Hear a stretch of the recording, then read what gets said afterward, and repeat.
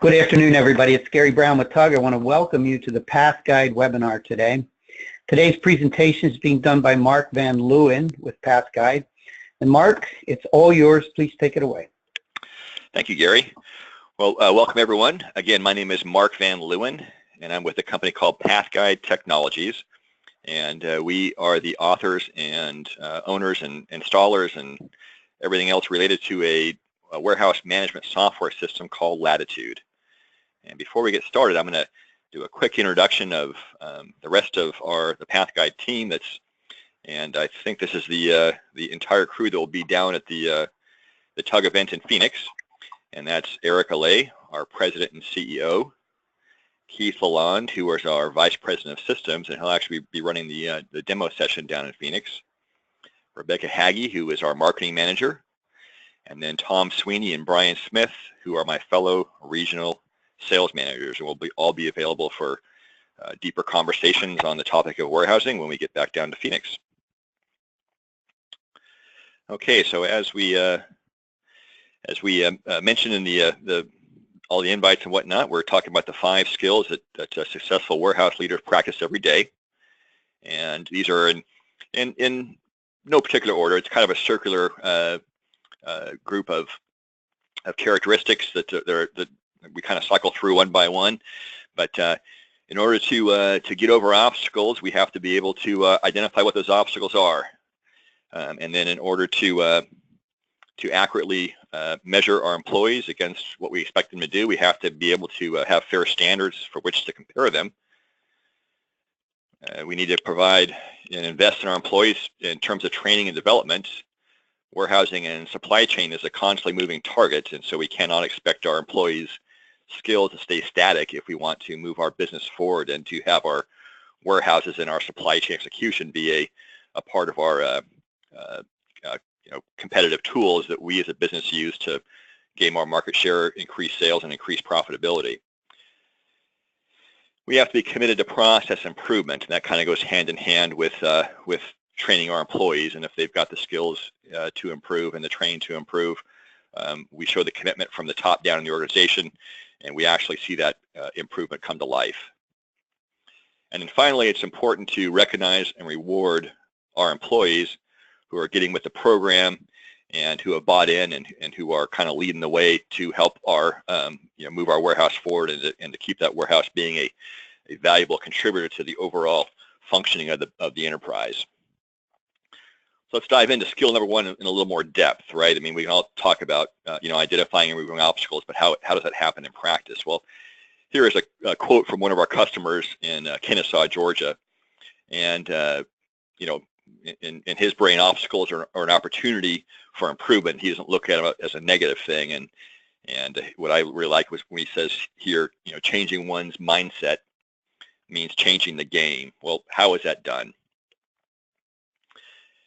In theory, we're going to brainstorm all the obstacles. We're going to try to categorize the obstacles into 3 categories. And this is a lot of us probably don't verbalize this or vision this in our brains, but this is kind of what we're doing. We've got challenges that we can't control. We've got challenges we can influence, and we've got challenges where we have direct control. So the first thing we need to do as managers is to make sure the employees aren't responsible for things they can't control. And then we're going to prioritize the rest of the obstacles by influence and direct control, and develop an action plan based upon priority for those obstacles. And then we can start knocking those off one by one and making that a regular part of our business week and our work day. In practice, how is this done? Well, obviously, data is a big part of that. And if we have the ability to measure the processes our warehouse people are going through in real time, we can both identify problem areas more quickly, and we can verify that the plans we've put in place to address those problems are actually working. And so sometimes the theory and the practice don't intersect all that cleanly. With proper data in place, you can get more and more close to maximizing our efforts in the area of overcoming obstacles in our warehouses and supply chain. Skill number 2, fair standards, right? I mean, all of our employees want to be judged for their job in an objective manner.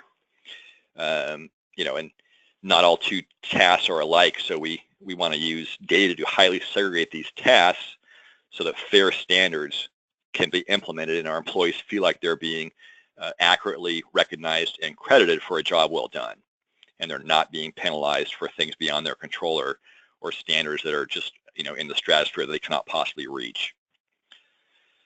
So again, in theory, the standards must reflect the performance of the individual and not just the team or business. It's great if the team and the business does well, but if the employee doesn't feel his contributions are properly recognized, that tends to have a negative effect on the attitude of the employee. The performance to standard, again, needs to be measurable. We can't, you know, use subjective measurements like, you know, well, wait, I think this guy's doing a good job, but I really don't have any way of knowing.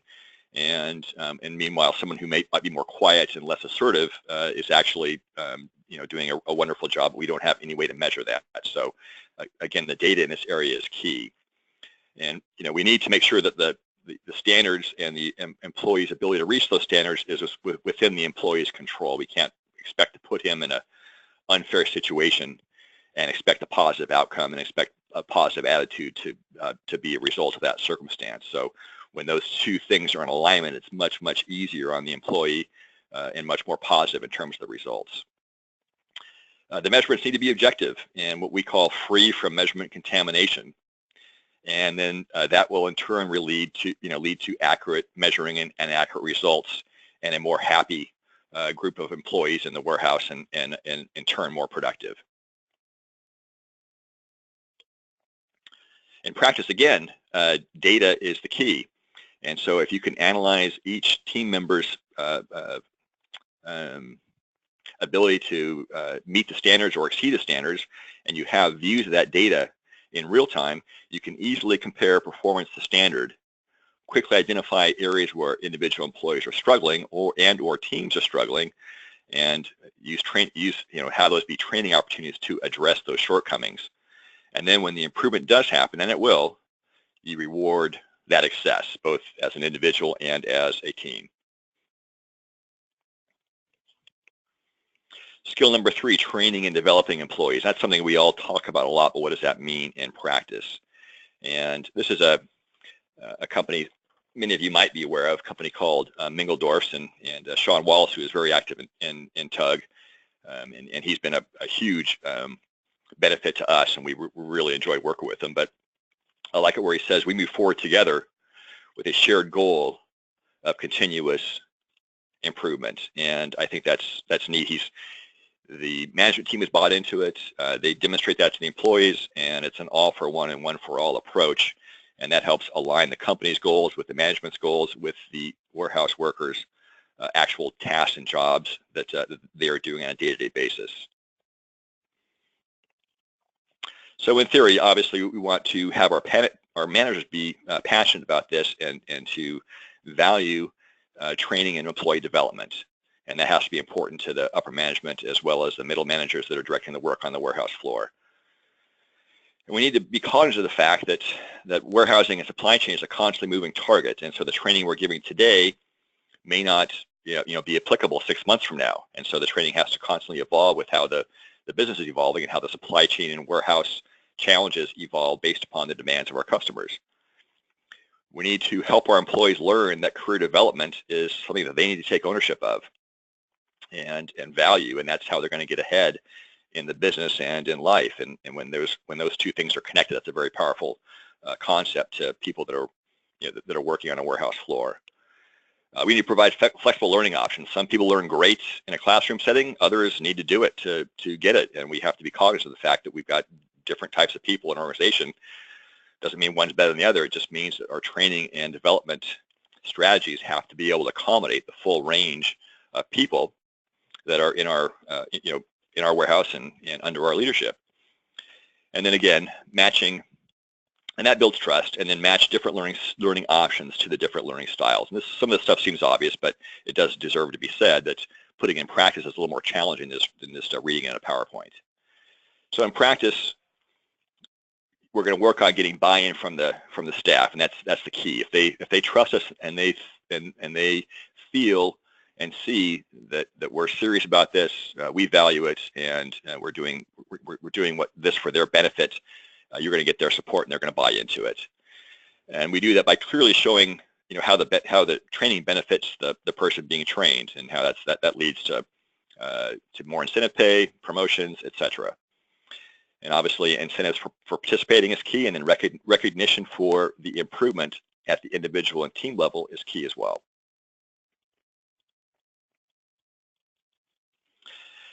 Which leads us to number 4, a commitment to process improvement. All this stuff is for naught if the end goal is nebulous. So our end goal here is to, why are we doing all this? Because we want to get better. We want to be more competitive, and we want to make sure our company is going to be able to be agile and adapt to any of the changing requirements that our customers throw at us. So I like this quote here from Nick Rusher at Becker Electric, and he says, we see a ton of value in having streamlined training, and they've kind of that training is an integral part of their day-to-day activities, and the employees just see that as one of the benefits to working there, and they see going to work at Becker as a way to help increase their own skill sets and their own marketability, their own self-confidence, and the type of employees you attract with these kinds of systems are the ones that are striving to get better. It seems obvious, but it does bear mentioning as well. So in theory, obviously, we want our executives to be committed to this, and if that's the key. If the executives are committed, middle management's committed, it's much more easy to get buy-in from the line employees. That commitment needs to be communicated and needs to be shown on a day-to-day basis. The training needs to be real and applicable and practical, and help our people get better at their jobs so they can be more successful, get the recognitions they're looking for, and to be able to take advantage of the incentives that the company offers them in these types of programs.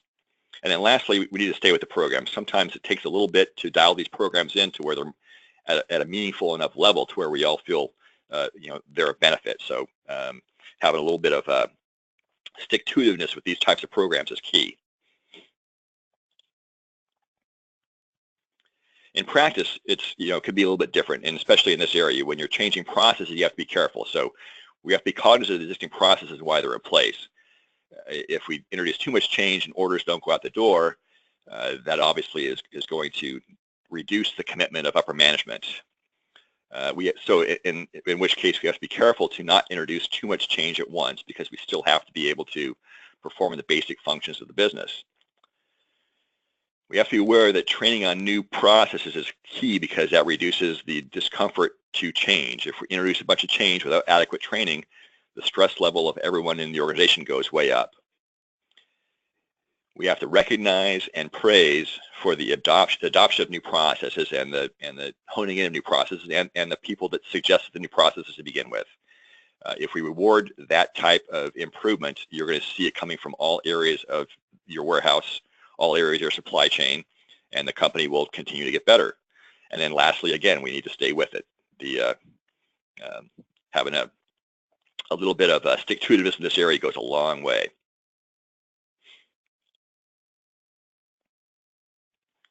Skill number 5, recognize and reward key employees. And the WMS that we're all familiar with, we've got a very strong emphasis on metrics, and we're able to measure.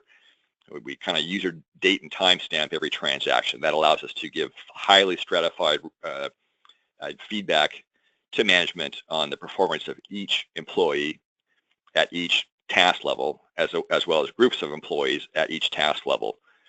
And as we see here from Doug Hunter, he says he found metrics to be among the best practices that he's ever implemented. And prior to having a WMS in place, he would have to kind of guess which employees to reward and which ones to address with more training, because he didn't really have enough details in terms of data, how each one of those people were performing next to the other ones. So, and talking to him further about this, he says that the data doesn't lie. And, and it's easy for him to get his employees invested in this when they could see they're being measured in an objective manner. So how did he do it? Well, he involved his employees in designing his recognition program, so they have a stake in it. And he's constantly evolving how he measures his folks, and he constantly involves his team in helping him make improvements there, so they feel that it's a positive thing. It's not Big Brother looking after them and only penalizing them when they go too slow.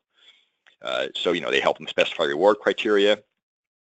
They reward everyone who meets the criteria.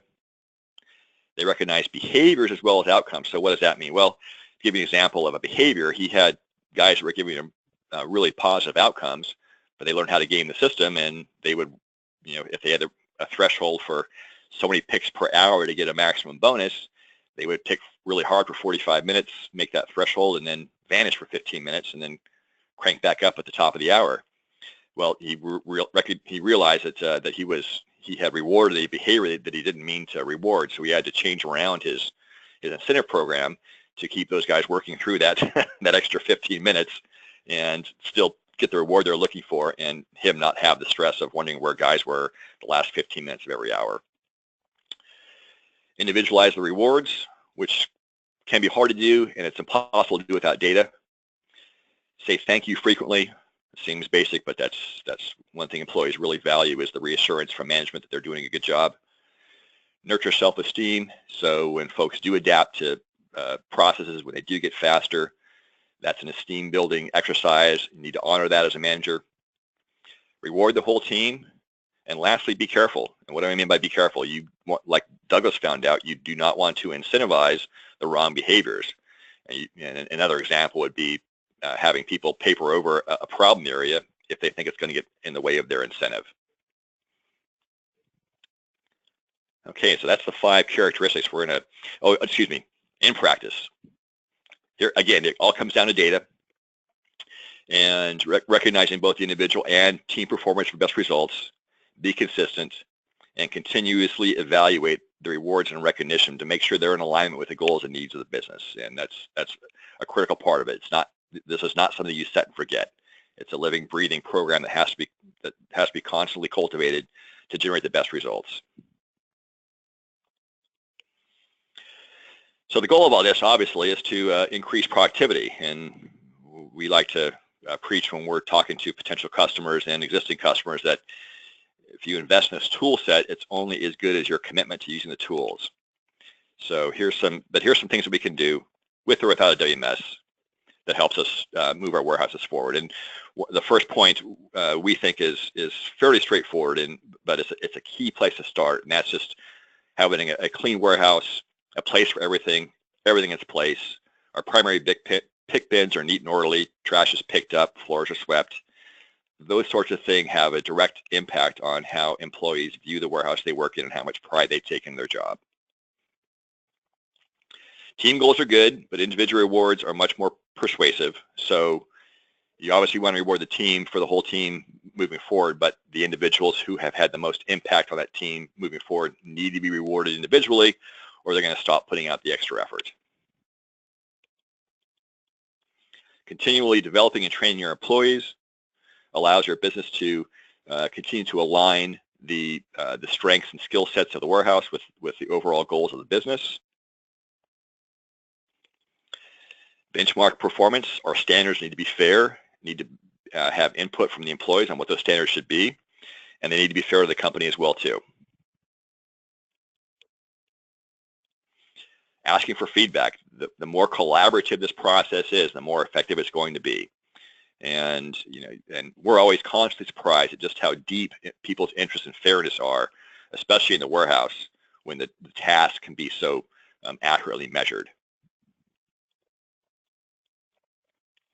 Invest in good equipment, and this seems basic, but we've had customers that are all gung-ho to start with. We get them, brand new access points, brand new RF guns and printers. We put in brand new process and everything goes great, and then we come back a few years later and they're still in the same place they've been, and then come back 3 years again after that and they still have the same guns that are now 6 years old and the screens are cracked and that sort of thing. That is, we sometimes we let our cost containment initiatives get in the way of the more important goals, which is total warehouse productivity. So keeping your equipment in good shape and keeping it easy to use for your people back there results in increased morale and increased productivity. That in and of itself, without doing anything else. A strong commitment to process improvement. Without change, everything stagnates. And the best source of process improvement are from the guys and ladies that are actually doing the work. And if you value their opinions and they feel they've got ownership of the process, they're going to give you the best feedback that you can possibly get to implement process improvement. It becomes very organic, very natural, and that's what leads to the type of company culture that we're all looking for. And obviously, it's very important to keep it real, right? The last thing you want is putting out another initiative and to see the eye rolls from your team. So we have to work hard to head off that innate cynicism that can develop if we're not careful. And we do that by a lot of buy-in from the employees, a lot of input from the employees, and making this process collaborative. The support upper management, again, is key. And then we always have to follow through on rewards and recognition. If we've promised them rewards and recognition, we've got the level playing field set up to do so, we have to follow through on that. Otherwise, the cynicism rears its ugly head once again, and your program is not going to be as effective as it could be. So the common thread is warehouse employees do their best work when they're engaged and have the right tools at their disposal and they're properly recognized and rewarded. This not only improves their value in the day-to-day operation of the warehouse, but it helps management uncover practices that can bring greater efficiency and process to the business when these folks feel that their contributions and insights are valued. And when you tap into that knowledge, they feel rewarded, the company moves forward, everybody wins, and that's a recipe for a long-term successful warehouse and a dynamic and adaptive supply chain that can easily adjust to the additional needs and demands of your customers. And that brings us to the Q&A session. So for that, I'm going to bring Gary back in, and he can read any questions or put through any questions that come up, and we would be happy to discuss any of this material further with you guys. And again, if you're too shy to bring these things up here, we're going to be at the TUG conference, and you can easily, we're all very approachable. You can ask us directly in person as well. So thank you all very much for listening. Greatly enjoyed it, and we really appreciate the opportunity to share what we've learned about the importance of these warehousing basics that go beyond any system or anything like that you can put in place. Thank you, Mark. I don't see any questions right now, but if you have questions, this is a good time. Please type them in, or go ahead and raise your hand. You should be able to click on your raise my hand icon there, and I can unmute you. So while we're waiting here, Mark, I'm assuming we can get a copy of this PowerPoint presentation? Absolutely. Yeah, Rebecca has a copy, and she'd be the best person to approach for this, and she'd be happy to send it out to whoever would like it. Okay, very good. So if you could send it to me, and anybody that wants a copy, just let me know, and we can get it in your hands. So I'm not seeing any questions. Nobody's hands raised. No questions have popped up. So I think we're in pretty good shape. Okay. Well, thank you, Gary, and thanks to TUG. Absolutely. And we look forward to seeing you. Well, thank you for Okay, thank you, Mark. I appreciate the presentation. Everybody have a great day. Take care now. Thanks, Gary. Bye now.